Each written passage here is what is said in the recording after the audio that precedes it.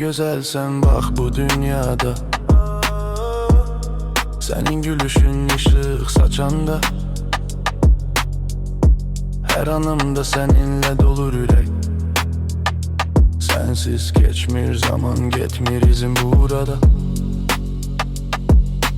Kövreyanlar belki de çetin, ama senle her yol asan görünür. Birlikte olarken dözürü fırtınaya. Ne güzelsen her şey senle tamam olur. Ne güzelsen gecelerim aydın. Sen benim için sevgi, hayatın anlamı. Gözlerin deniz, bakışın senin. Seninle her an daha da yaşamak isterim.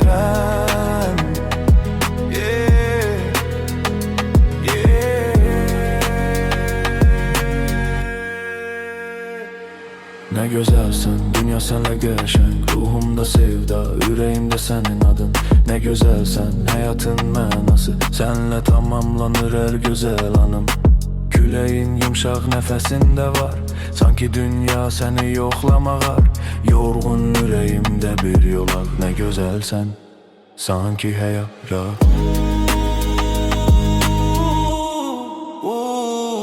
Ne güzelsen, gecelerim aydın. Sen benim için sevgi, hayatın anlamı. Gözlerin deniz, bakışın senin. Seninle her an daha da yaşamak isterim. Na na na.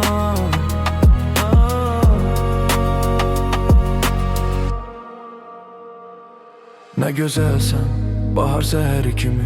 Sessiz düşen yağışta birinci. Gözlerinde açan səmədli çiçək.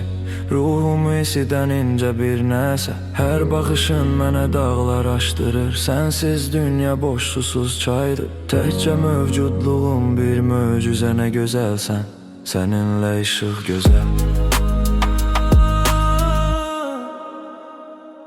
Ne güzelsen, gecelerim aydın.